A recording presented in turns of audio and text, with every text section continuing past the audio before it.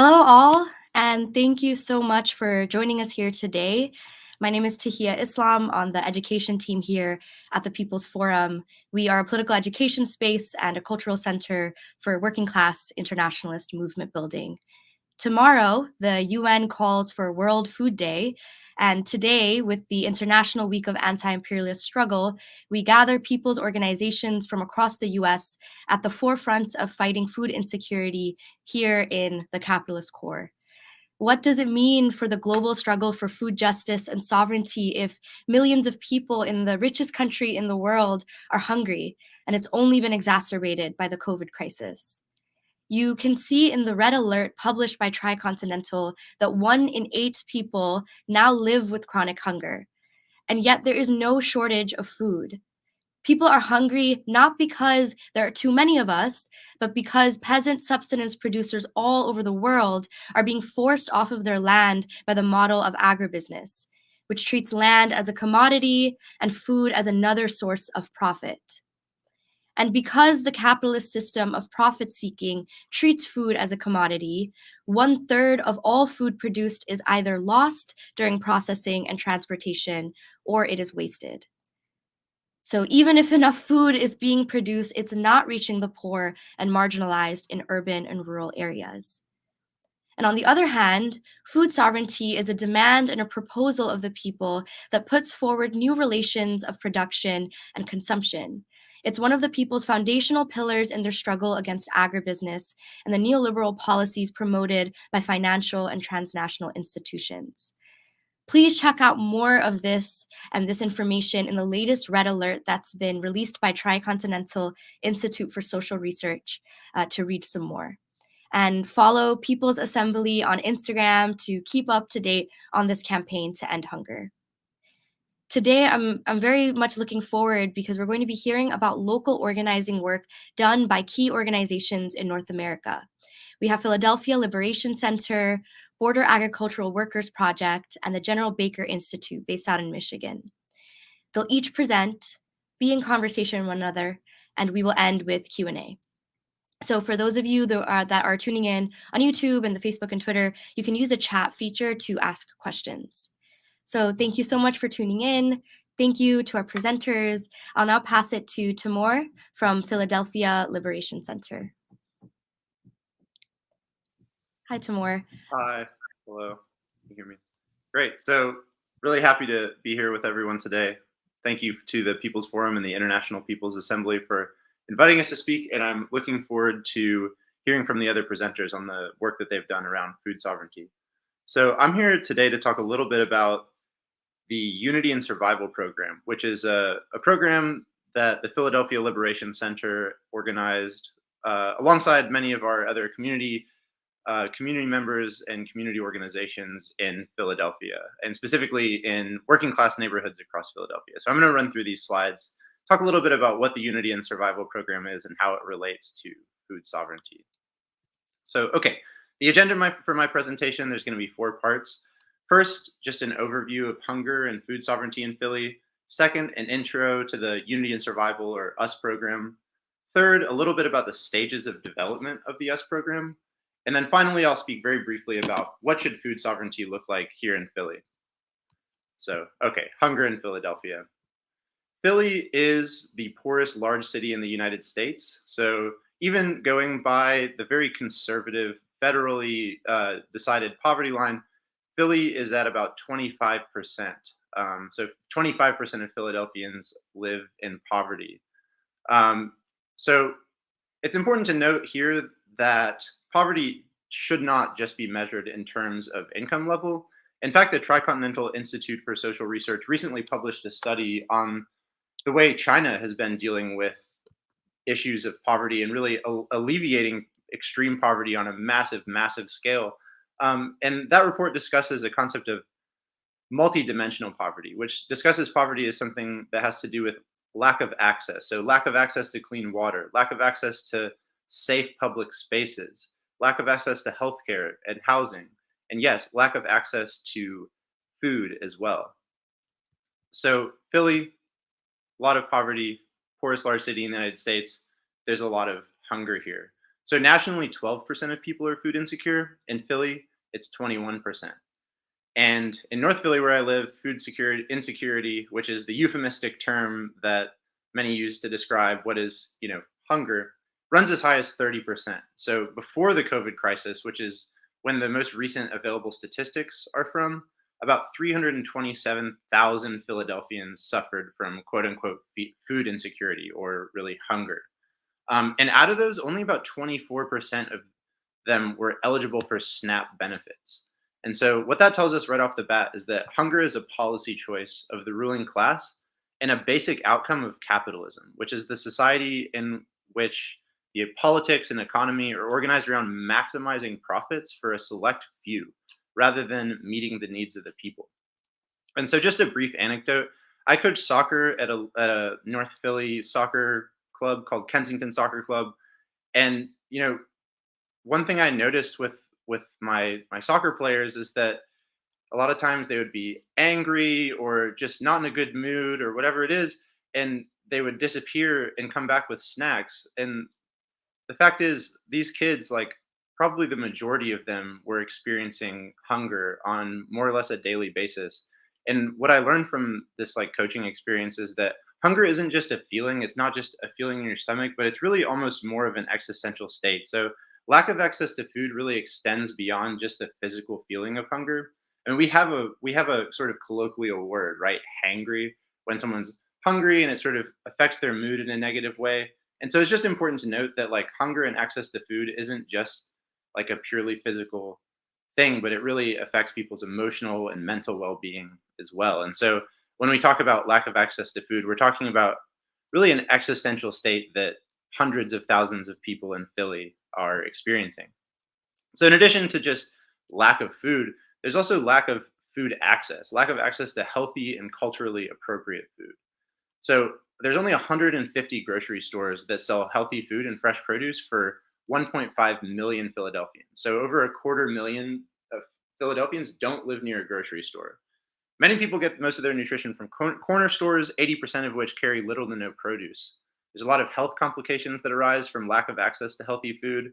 And it's important to note that it's actually better for capitalists to allow food to be thrown away than to have it go to the people for free.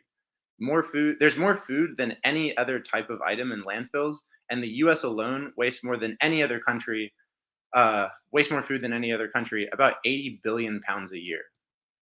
Okay, so this is the Fine Fare supermarket on my block, Palestinian owned, that sold a lot of ingredients that are unique or useful for Puerto Rican cooking. So there's a huge Puerto Rican population in the neighborhood. And once this store closed, there's no longer anywhere to get things like culantro, things like sofrito that you need to make a lot of the basic dishes of Puerto Rican cuisine. So it's not just about access to food, it's about access to culturally appropriate food. And this supermarket closed, long story short, because of gentrification. And so just pointing out that these issues of housing and issues of food access are really linked. On the same block, gentrification also impacted food insecurity. So this is Lucky's Donut, pretty much the only place to get affordable lunch and breakfast around. And because of unsafe construction practices, you can see in the bottom left, the building next door collapsed due to unpermitted excavation. And so now in the top left picture, you can see that Lucky's Donut no longer exists because of basically the incessant drive to maximize profits by developers and capitalists. So, okay, the Unity and Survival Program. The Unity and Survival Program is organized by the Philly Liberation Center. So, Philly Liberation Center is a socialist community center founded in the Kensington neighborhood of Philly by the Philly branch of the Party for Socialism and Liberation. We describe ourselves as a community hub for solidarity, struggle, and socialist political education. And so we do things like community organizing, political and cultural events, and serving the people. So things like food distribution, which is what the US program is about. So we're trying to bring socialist ideas and practice to the Philly working class through neighborhood-based organizing. We've been involved in fights around gentrification, school closings, unsafe construction, and more. So the Unity and Survival Program was launched in March of 2020, the first week of lockdowns in Philly. And it's a community network for food distribution in Philly, founded by the Liberation Center, along with our friends from the neighborhood and other community organizations. So we've delivered tons of meals over the course of the pandemic. And importantly, we've been able to develop a network of community leaders from oppressed neighborhoods across Philly through food distribution, However, our political work is not limited to food distribution. So the context of launching the US program, there's a public health context. So in the first week of lockdowns, there's a lot of uncertainty about going into public spaces. And we realized that rather than having our neighbors, 20 people go to the grocery store each one time, we could get donations and go to the grocery store and buy groceries and bring them back to people in order to reduce the exposure people had to COVID, especially in the first months of the pandemic. There was a lot of uncertainty and fear around going into public spaces where there'd be a lot of people, some of whom might not be wearing masks. And in our neighborhoods, precisely because of the lack of food sovereignty, many people have chronic illnesses, and there's a lot of elders in our neighborhood. So that sort of compounds the already existing issues around food sovereignty and hunger. And so, in addition to the sort of public health and specific neighborhood context, there's also the wider political context of the US state's complete non response to COVID. Basically, not doing anything to help the working class get through the pandemic. I mean, we got 2 checks or something like that. But really, if you compare the COVID response, even of other capitalist countries, but especially of socialist countries like China, the response of the US state to COVID was basically to do nothing. And so we wanted to use food distribution as a way to demonstrate through agitation and practice that hunger and poverty are a conscious policy choice of the US ruling class. They could end hunger if they wanted to, but they don't, because food is a commodity. To them, it's fundamentally something to make money off of, not something to feed people. And last, the organizational context is just the basic disorganization and alienation of working class people from one another in our society. So through food distribution, through creating this network, we're able to create a situation in which neighbors that never knew each other before now know everyone on their block. And so just that, those building of relationships builds organization in our neighborhoods and makes us stronger. So the 3 goals of the US program were really community health goal that I discussed, keeping neighbors in their homes and away from high risk situations in terms of possible COVID exposure. It's also the political goal of exposing the violent negligence of the state, agitating and building socialist consciousness in our neighborhoods. And finally, the organizational goal, which is maybe the most important. So food distribution in this context is a tactic for building durable, politically independent working class organization in our neighborhoods. So food distribution helped us to develop existing relationships that we made through various struggles and through events at the Philly Liberation Center. And it also helped us to build new relationships, all with an orientation towards struggle. So serving the people is really a tactic that allows us to build these networks of organization that are politically independent. And that's how we build durable power for the working class, by building organization that's oriented towards struggle. So a little bit on, there's a lot of groups that give out food, right? There's nonprofits do it. Anyone can really give out food regardless of their politics. So what sets the Unity and Survival program apart? Well, our basic premise might seem a little contradictory, but we believe that small groups of activists and organizers cannot solve the structural problems of capitalism. Only the organized political activity of millions of poor and working people can solve these problems. And so we conceptualize the US program not as harm reduction or even mutual aid, but primarily as one tactic among many for organizing the people. So nothing short of a complete reorganization of politics and the economy around need rather than profit will solve the structural issues our class faces. And we're working toward that reorganization of society by building organization in our neighborhoods. And so what we're doing is not so much harm reduction or even mutual aid, but we're really trying to build these lasting networks that can be activated for political struggle, activated to defend our neighborhoods against gentrification, activated to defend our neighbors when they're under attack from the police and things like this.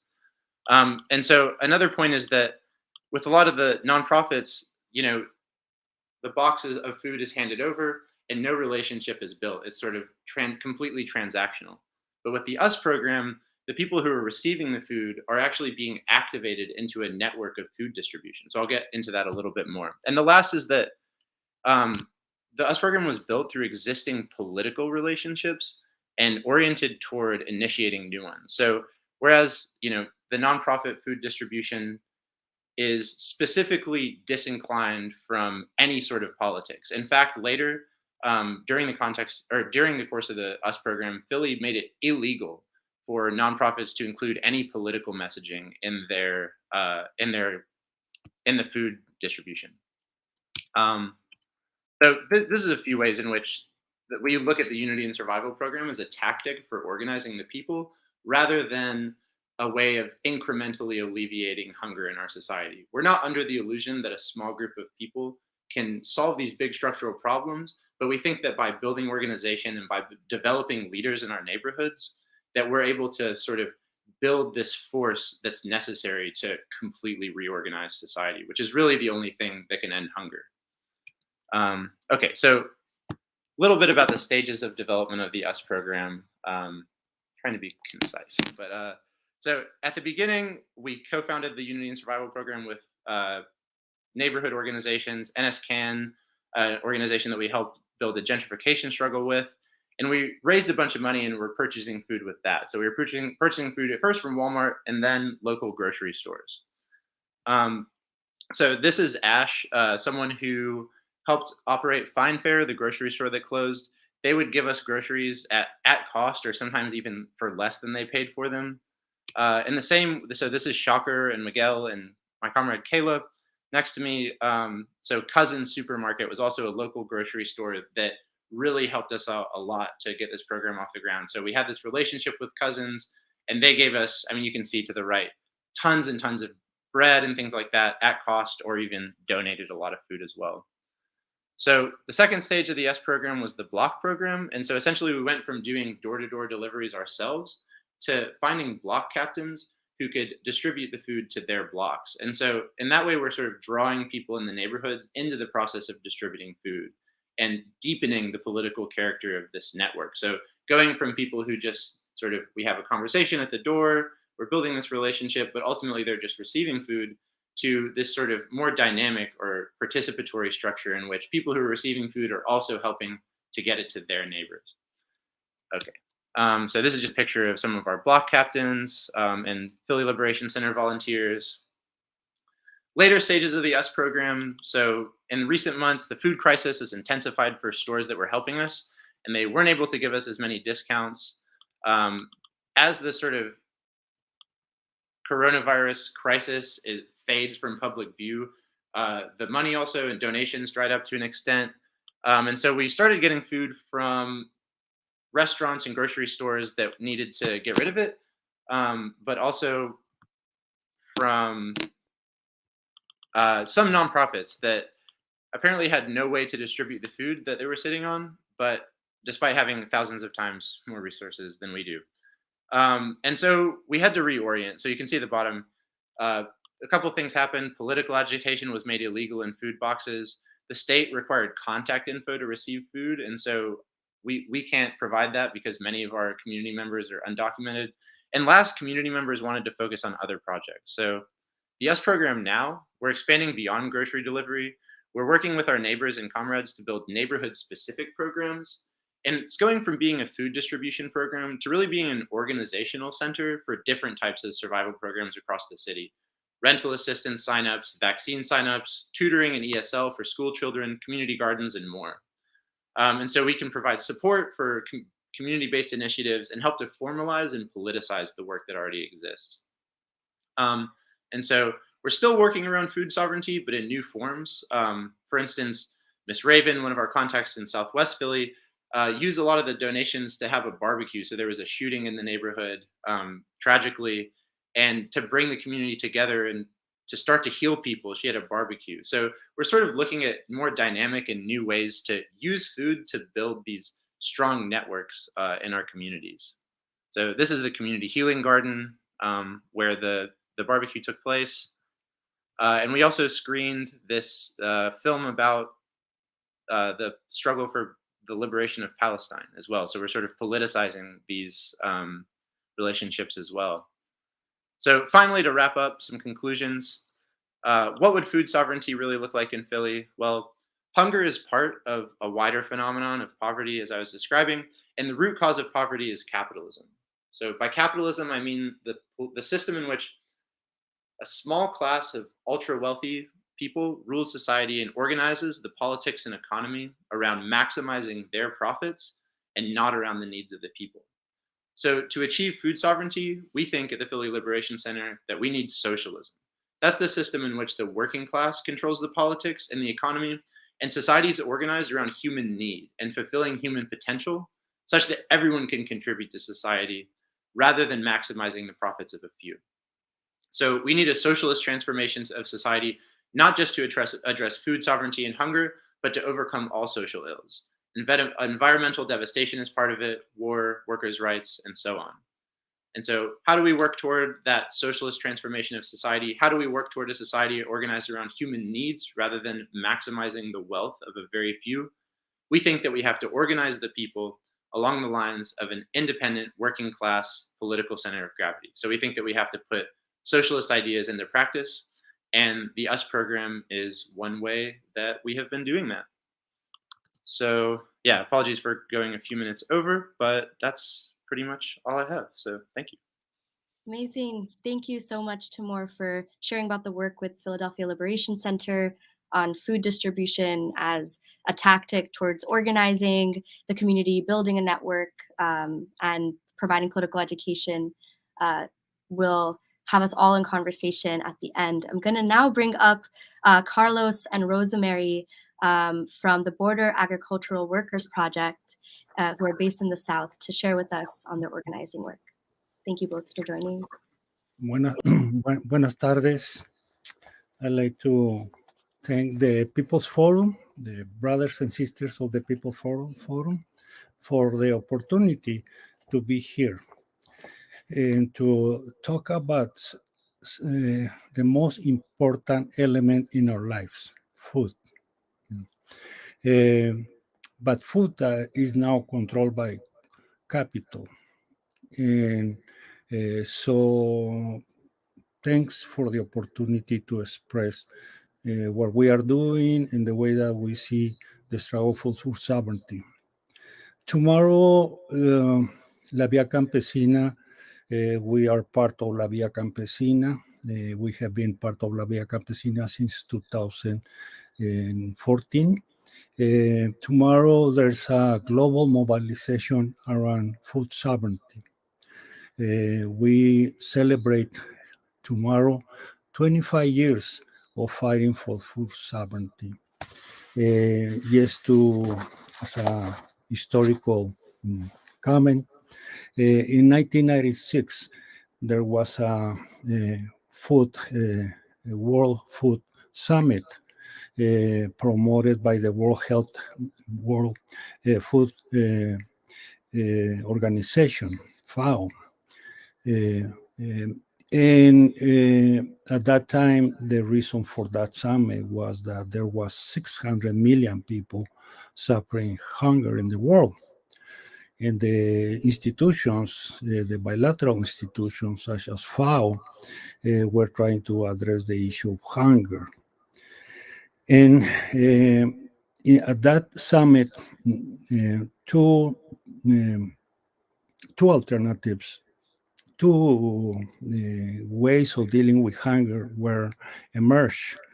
One was pushed by capital under the concept of food security. For corporations, the issue of hunger is that is solved by producing more food by any means necessary, including creating devastation to nature. Also, in that concept was, an element that over the years we have been able to, to defeat. At that time, the issue of the population growth was used as an excuse to, to explain why we have hunger in the world. So that was the concept of the corporate world and the corporations that now control our food systems, that we needed to produce more to satisfy, the needs of growing population.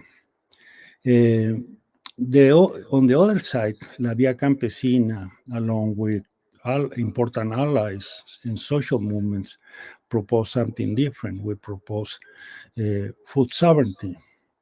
And I like to say something about food sovereignty because there's still some people that don't understand what we are talking when we say food sovereignty.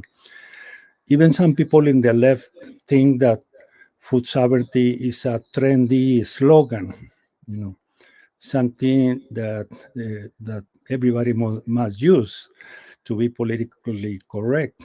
Food sovereignty actually is an alternative of life. It's a radical alternative that in the concept of food sovereignty, what we are saying is that capitalist system cannot ensure the necessary food to satisfy the nutritional needs of humanity, of human beings. Not only that, we also are saying that we need to transform our food systems and our food production, because right now what we have is a situation where many people, still suffer hunger. Actually, in 1996, it was 600 million people suffering hunger. Today, we have more than 1,000 million people suffering hunger. So, the food sovereignty proposal is to create another way of producing food, another way of consumption, and another way of taking care of Mother Earth. In the essence of the food sovereignty movement is to use food, the most important elements in our lives, the source of our history, of our identity, our culture, as a tool for a social transformation, as a tool to the most important tools to move forward to those dreams of emancipation that all of us have. People who have resolved their nutritional needs, can be free from the tyranny of the supermarkets, from the tyranny of the food systems controlled by huge corporations. So food sovereignty is a radical. It's a radical movement to replace the current food system that is continue to bring hunger more. In the past 19 months during the pandemic, the issue of hunger has become very acute. And we, during these 19 years, we have seen how the public and private institutions have failed the most marginalized communities, the most affected people, like single mothers, like the elderly, like the children, that these days are in a worse situation than before the pandemic in terms of satisfying the having the food necessary for the human needs. So food sovereignty is a proposal to change everything. And a very important element is to recover the knowledge of our communities. Just to give you an example, up until the 60s, Mexico used to be self-sufficient in corn production. And as everybody knows, corn is the main and the most sacred element on the food nutrition of Mexican people. Is something that existed, for thousands of years. Is the origin of the Mesoamerican peoples. So used to be, Mexico used to be self-sufficient. We don't need it, Cargill or Conagra to come to Mexico and sell their transgenic corn. However, in the last century, at the beginning of the last century, there was a strategy to, to destroy the peasants, the peasant economies, and the peasant way of producing food. That was the Green Revolution of the last century, led by the World Bank. And that started to destabilize and destroy many rural communities, to the point that in a few years, a lot of peasants lost their piece of land that they have fought so so heroically during the Mexican Revolution of 1910. And then NAFTA in 1994 was, the last, as the Zapatistas say, the last bullet, to attempt to destroy the peasant economies, the peasant production, the communities.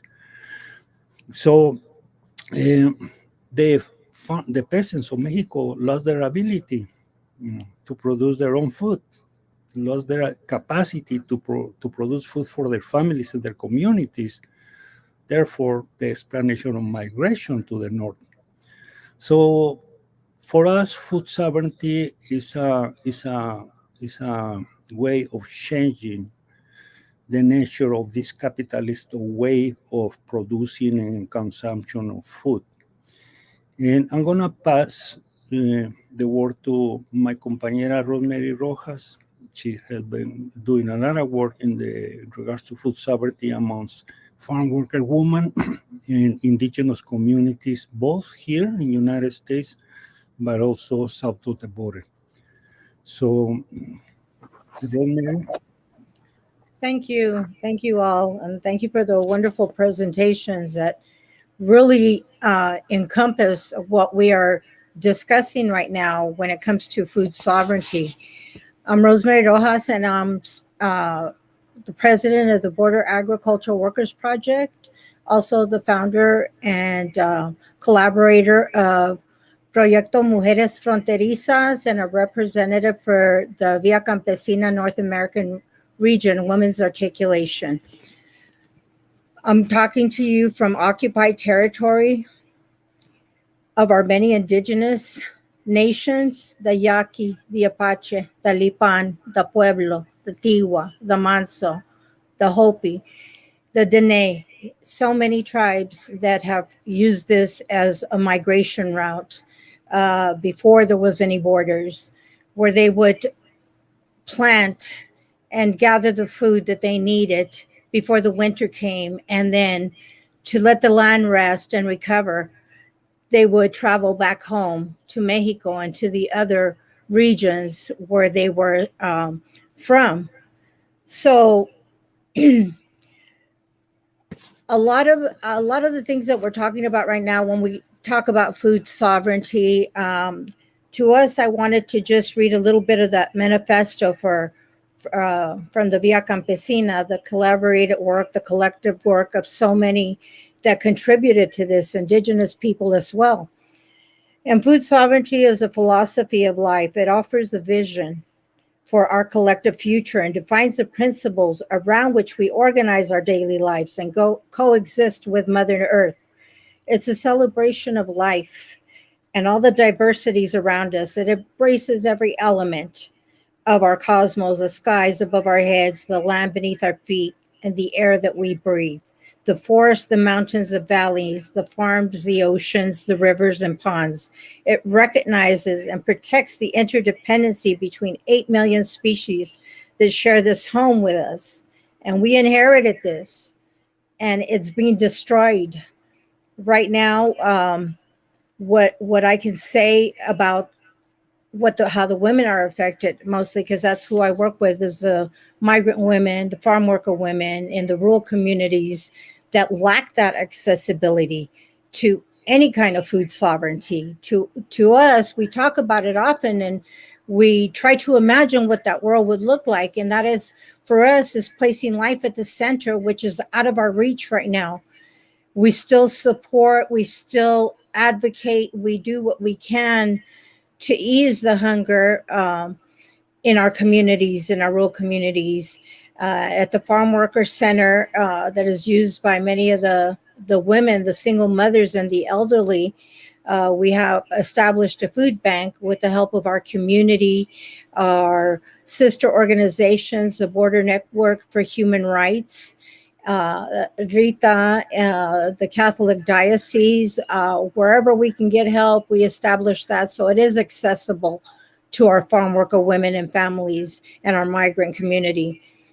One thing that was left out here in El Paso, because every city is different, and we're right here on the border, we're in the front lines, we are the petri dish for the unjust policies of this Texas government and this national government and the new administration, which has not changed its violent attacks against the migrant community, but rather has just another name now, the Biden administration. And the food banks and the accessibility for the migrant farm workers, there is no accessibility. You need a car to drive through, and National Guard was distributing the food, which many of our migrants, our farm workers, even myself, will not go to a food bank where there is National Guard handing out food, because we know that tomorrow they will be at the border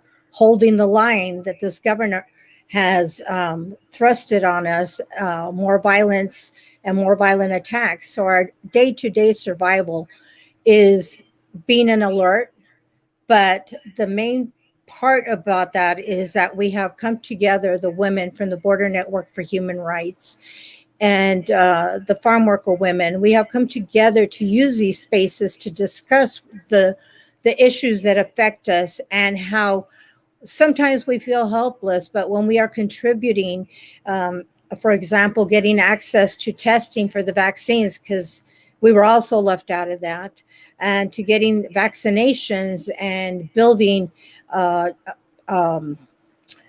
network with our healthcare workers directly instead of with the city or the state or the county. We have gone directly to them, though they are supported by the county and the city. We had to apply pressure, political pressure, to get this, to show the visibility that we have our voices.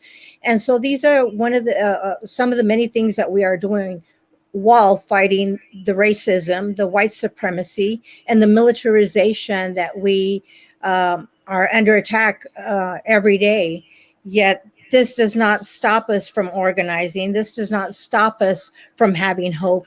This does not stop us from helping each other. So the food sovereignty offers a manifesto for the future, a feminist vision, and embraces diversity. It is an idea that unites humanity and puts us at the service of Mother Earth, that feeds and nourishes us.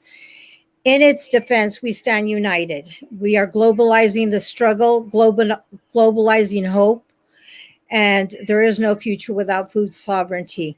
And this is La Via Campesina, October 13th, 2021.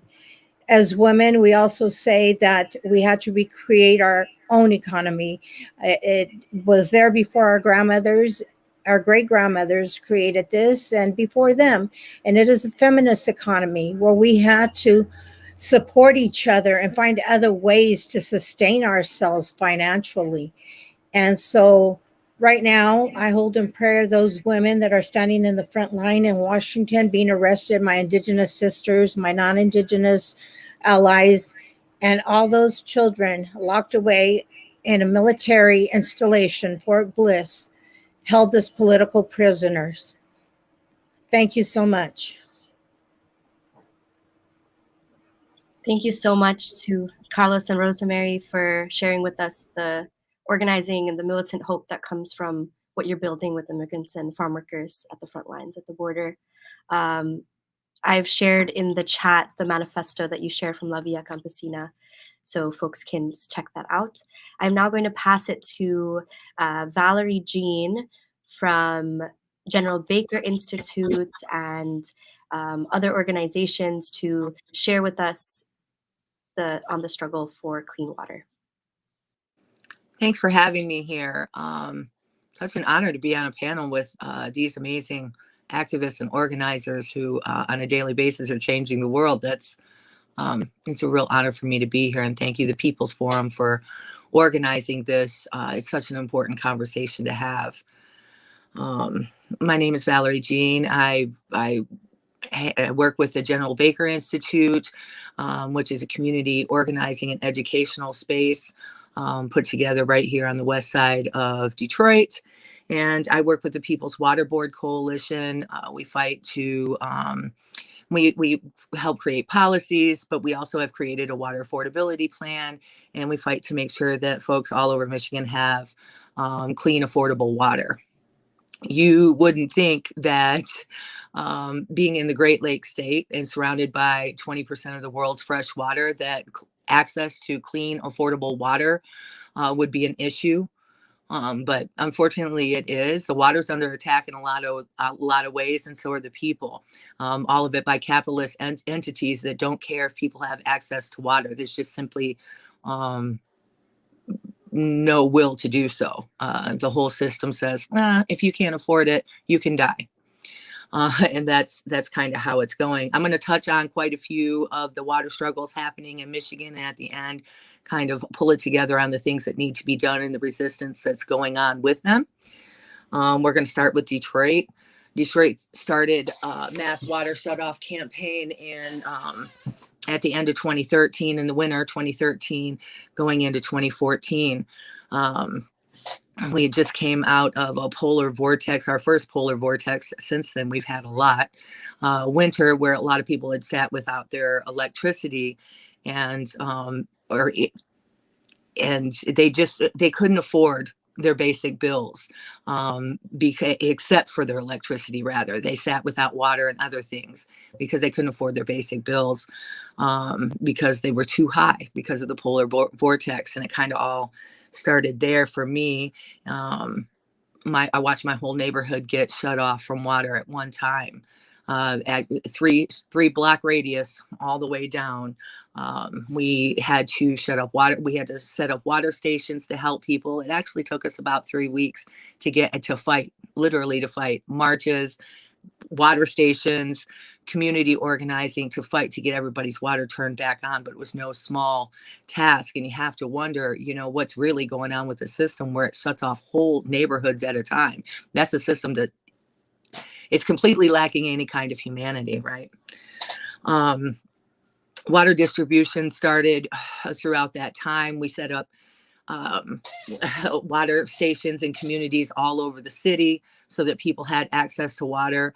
Water distribution is one of the hardest things that I've ever done, to be honest with you. It's very hard work. So since then, hundreds of thousands of homes have been shut off from water. We store at the General Baker Institute. We store, lots of different organizations store water there, and we're able to go and pick up as much water as we need to and deliver it to our neighbors. And during that time, we organize these small hubs in communities, mostly all women. Women carry the water struggle. And phone, like these phone trees, where if somebody had their water shut off or something like that, the neighborhood could immediately organize to get them what they needed, whether it was sharing from their neighbors next door, or whether it was helping find funds to pay their bills, whatever that looked like. Fast forward to 2020 when COVID hit. People really seriously didn't have access to the water that they needed to keep themselves safe. After an entire year of going through COVID, because the Mayor Mike Duggan, decided at the end of 2020 to do a moratorium until 2022 on water shutoffs. It was a relief, but it was also this daunting realization that at the end of that, what does that look like? People are going to be sitting with these huge astronomical bills that they weren't able to pay during COVID, and we're going to have mass water shutoffs all over again. So this daunting realization that it wasn't necessarily a good thing, and it certainly wasn't in place of a water affordability plan that would make sure everybody had access to clean, affordable water. And we've been trying to push, the People's Water Board Coalition and Michigan Welfare Rights have really been trying to push the water affordability plan for years and years and years. And the mayor and the city council and Detroit has absolutely no will whatsoever to make sure that people have access to clean, affordable water. Right now, as we speak, people in Saginaw, Michigan are going through mass water shutoffs. And not only are they shutting off water like in mass for people who can't afford it, but then they decided to ticket those people. Literally, the city, send them tickets. So oh, you can't afford your water. Let me make this just a little harder on you. Let me make sure that you really can't afford to get your water turned back on. It's one of the sickest things I've ever seen. There's a handful of cities in Michigan going through, we all know about Flint, going through these mass high lead levels, these lead levels just off the charts. Benton Harbor, Michigan right now is going through it. They're like 600 times what they're supposed to be, what's considered safe amount of lead, which everybody knows there's no safe amount of lead in your water. Not the EPA says it's 15%, or that's just, there's no safe amount of lead in your water. Well, Benton Harbor is far surpassed Flint, and as far as that go, Flint does not. They still don't have clean water in Flint, and they've been going through these community meetings and really organizing these community meetings and trying to explain to the people you cannot drink your water. Just recently, in the last couple of weeks, the state of Michigan, after a whole bunch of organizations got together and put in a petition to the EPA to say, hey, we need an emergency called here. This is a serious situation. After doing all of that, they decided to send water. Guess, 3 cases a week per person.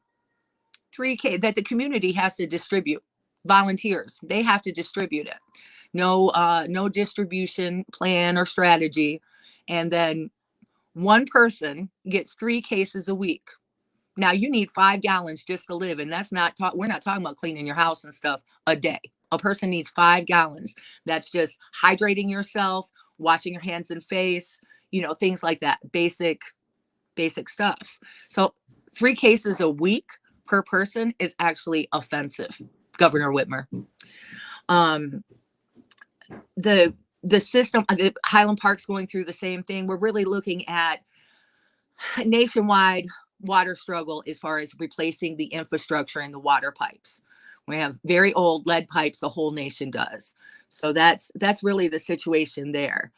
Our water's under attack every day and threatened every day by Line 5. It's a tar sands oil pipeline that runs through the Great Lakes, through 70 different tributaries, all the way through Michigan, and then goes back to Canada, starts in Canada, runs through Michigan, and to the Detroit Marathon Refinery, where the community, the mostly Black and brown community surrounding the Marathon Refinery, is literally dying every day. The mothers have to go and sweep the tar sand soot off their porches before they can let their children go outside and play. So that's where Line 5 goes. And it ends up back in Canada. Oil spill at any part of Line 5 throughout 70 different Michigan tributaries throughout the Great Lakes would be catastrophic for everyone, just for all of us. I'd like to say the whole planet, considering it's 20% of the world's fresh water. So those are just a few of the water struggles here in Michigan. There's a few things that need to be done, but overall whole of the system and creating something new and better, all of us coming together to create something new and better it has to happen. We're at that point. But so as far as Detroit goes, water affordability plan. We need elected officials to listen to us. We've had thousands of people in the street, hundreds of thousands of people shut off. The only way to rectify this is a water affordability plan, so nobody will get shut off anymore. And Benton Harbor, Highland Park, Flint, and other places that are facing facing high levels of lead and other heavy particulates, replace the lines, replace the pipes. They had the nerve. The state of Michigan had the nerve to look at Benton Harbor's community after all they've been through and say, oh, it's going to take 20 years to replace your pipes. No, it won't. Not if you get to it. No, it won't. We've had engineers look into it, and you can replace those pipes. Okay, within a couple of years, you could do it. You just got to do it. And as far as Line 5 goes, shut down Line 5. It's already running illegally. The state of Michigan has already pulled its easement. There's no reason to threaten our water like that. There's no reason for people to be fighting for access to clean, affordable water in the state of Michigan. There's none. And you can blame capitalist entities for that. All of these things literally are about money, banks, and we just, yeah, that's the situation here in Michigan. Thanks for having me. I appreciate it. Thank you so much, Valerie, for sharing the variety of water struggles for clean water throughout Michigan, and the organizing that you're all doing. I know that we must have a lot of questions. I definitely do.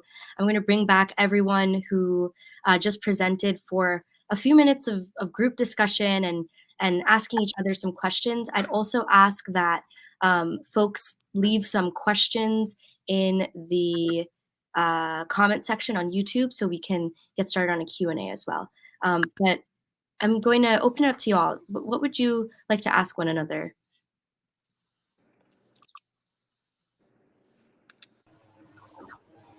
Well, along the border, I know that there's food sovereignty problems. There's got to be water sovereignty problems too, right? Water access to clean, affordable water. What does that look like for the folks there and the organizing, especially organizing around food sovereignty? Just what's the water struggle look like?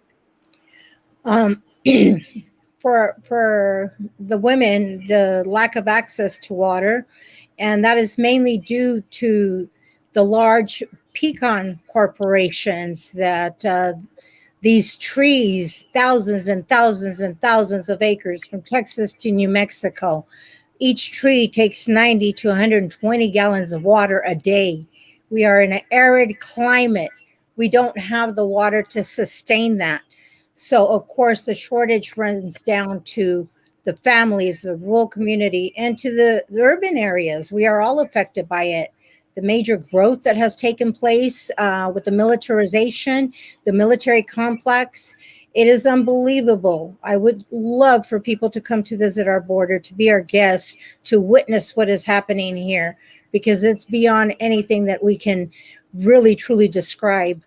The toxic pesticides in the water are connected to our bodies, our women's bodies, are ingested to our newborn infants, and it carries detrimental long-term effects. I have not seen a normal childbirth with the farm worker women in so many years. I can't remember when. Low birth weights, stillborns, deformities. We are connected to Mother Earth, and so the women are suffering the brunt, as well as the men, with reproductive issues, their reproductive organs, our children born with asthma, and us having long-term medical rheumatoid arthritis, autoimmune.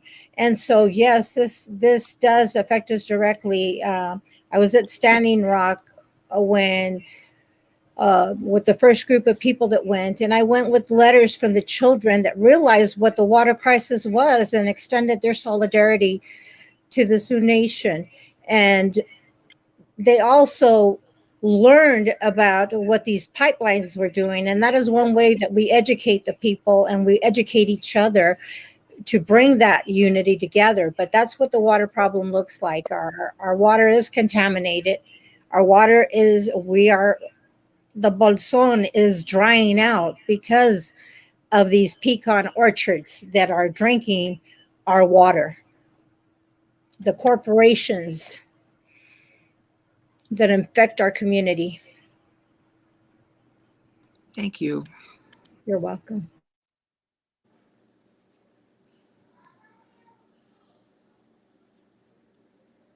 Can hop in with a question here. A lot of us are working on some projects of survival.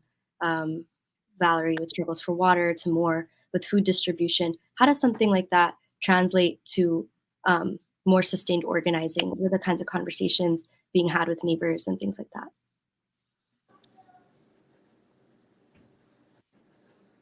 Yeah, that's a great question. And for us, that's really something that's been at the forefront of our minds because, yeah, the danger with doing, or not so much the danger, but just something that can happen with food distribution or projects of survival in general is to sort of reproduce the transactional nature of those programs within like a capitalist context. In other words, that it's just about handing someone a box of food and then they're off on their merry way.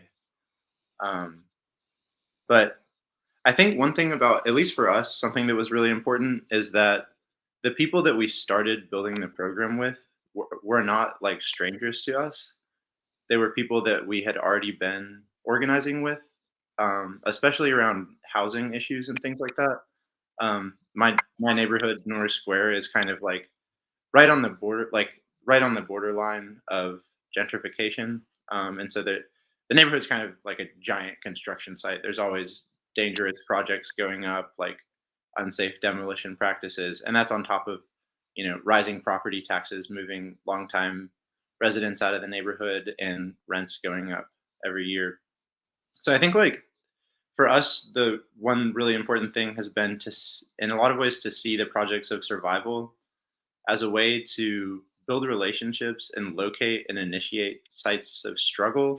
So like another example I mentioned, this isn't with the food distribution, but I mentioned coaching soccer for Kensington Soccer Club. And so I was, that's in a sense a project of survival. It's like doing something for the community. But through that, we were able to build relationships with teachers at the school and parents and even the children. And when the city tried to close down the school for ridiculous made up reasons, I mean, the city just underfunds the schools and then closes them for being underfunded, basically. We're able to launch a struggle around it, like with these connections that we made through the more like project of survival oriented work. So I think the thing that allows us to have a more lasting or long-term outlook is really this orientation towards struggle, trying to build relationships and build trust with people through the projects of survival. But then everyone in our class has struggles, using that to find out what people's issues are and then trying to fight around them. And we've had a lot of success with that approach. I mean, the school that they tried to close is still open. There's a lot of different examples of like the barber shop next door to the Liberation Center getting flooded with sewage because of unsafe construction practices. And, we built survival programs with them, and then we struggled together to win them basically money from the developer to repair their barber shop. So I think having an eye toward moving from projects of survival, or really articulating the projects of survival within an orientation towards struggling against really the rule of the capitalist class, that's been really important for us. Thanks, Timur. I also have a question for maybe Carlos and Rosemary on how is agribusiness affecting the farm workers' livelihoods?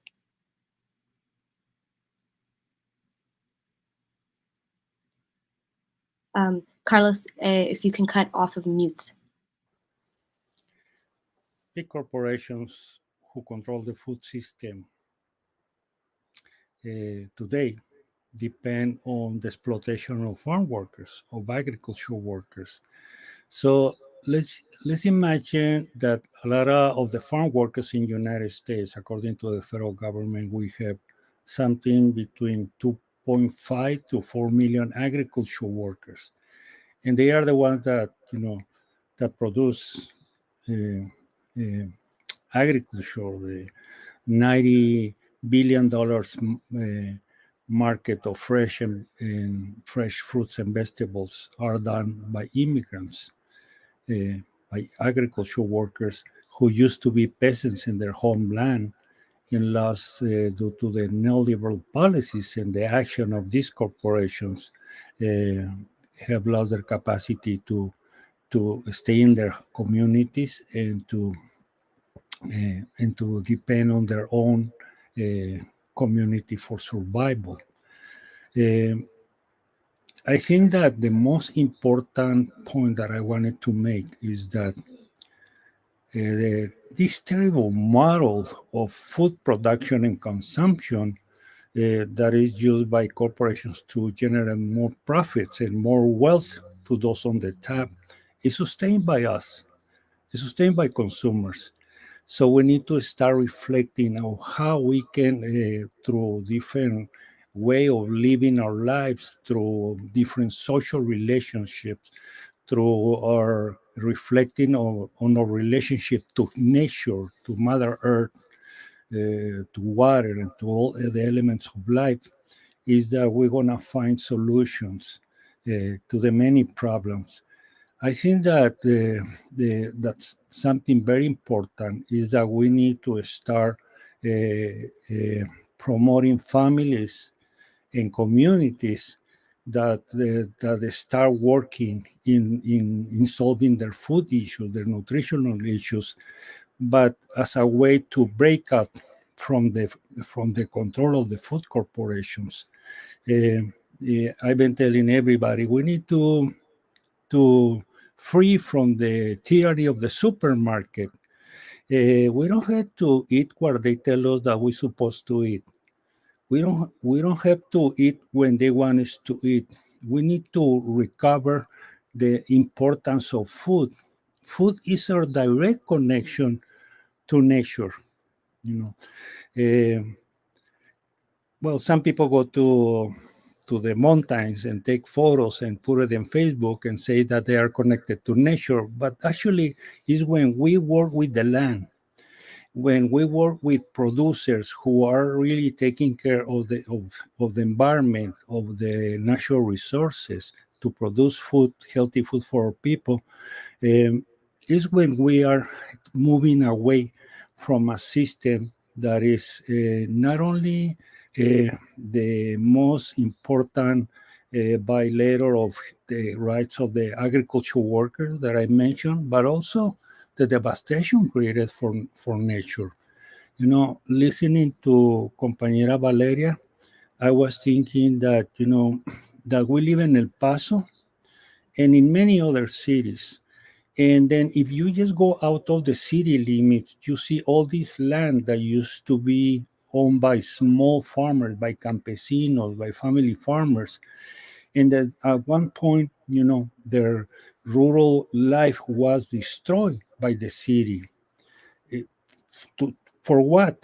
Just to get the water rights of a lot of that land. So now we have, for example, many families in rural communities that we talk about food sovereignty that would like to have their own food production according to their needs. But the problem is that they don't have water rights. The water is being used to feed corporations today. From my window, south is Ciudad Juárez, the Mexican border. We are a few miles from the border. And El Paso in Ciudad Juárez is divided by a river. In Mexico, they call it the Rio Bravo. In the American side, it's called the Rio Grande. The river has no water these days. No water in the river, and I feel bad when I see that river without water, because I learned when I was a kid, I learned how to swim in that river. But then the maquiladora industry, the U.S. corporations came to this area and established a system of maquiladora production based on the exploitation of young girls that have created a tremendous devastation in nature and the destruction of peasant agriculture. And it's not only that peasants are disappearing, but the history, the legacy of our ancestors, everything that used to be communities, very lively communities that will practice their customs, their beliefs, have been destroyed. And it's very hard when you see that a lot of the farm workers in the United States are from indigenous communities. I have been in California and Florida, and I see, all these young farm workers, jornaleros, that used to be part of very important communities in Mexico, indigenous communities. So we need to really make an attempt to free ourselves from this terrible model of agricultural production and consumption. And we need to educate people. We need to educate people. We need to tell people, look, by eating this, by buying this, by going, supporting these companies, you are sustaining a system that is a threat to our lives. Thank you, Carlos, for sharing this. I want to open it up if anyone here wanted to ask each other any other questions before we close today. I'd like to ask a question to Rosemary. I know that you are working with many farm workers, and I know that a big important percentage of the farm labor force and even the campesinas are women. What is the role of women to free us from this terrible system of food production and industrial and commercial agriculture? What is the protagonist role for women? That's a good question.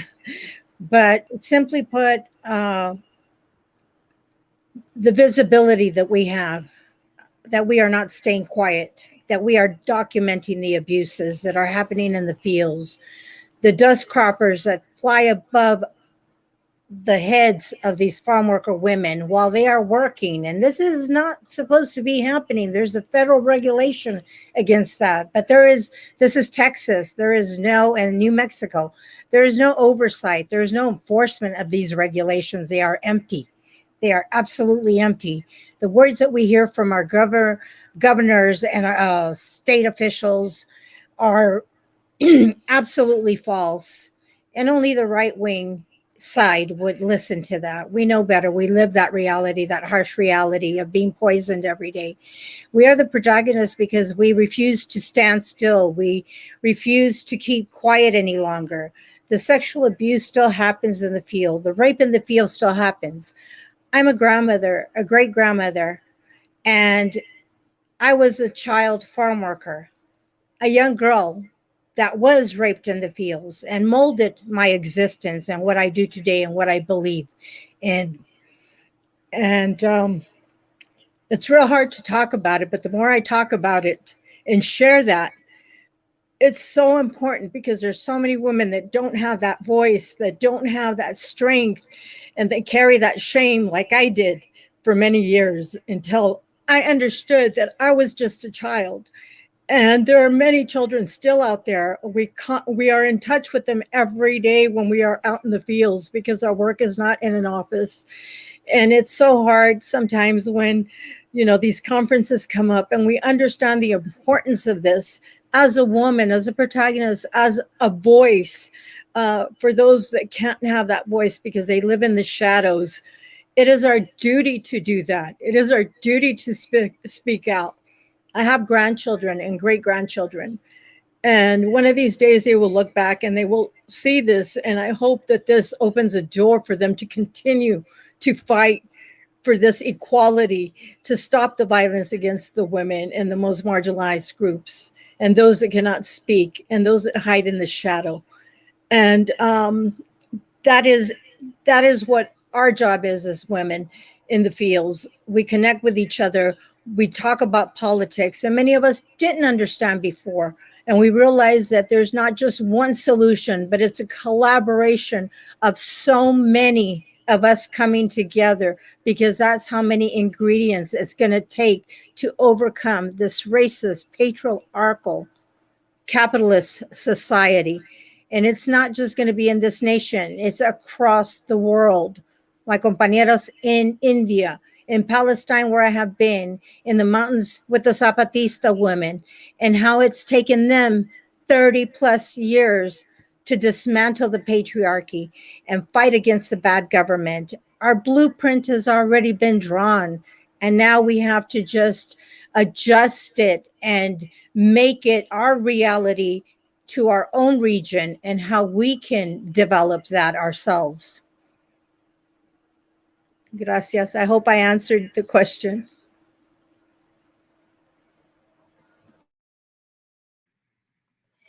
Thank you, Rosemary, for sharing this. And thank you to everyone here on this panel coming from key organizations organizing across North America for food justice, for food sovereignty, and so many other interlinking struggles that we can connect to the global struggle for ending hunger as well.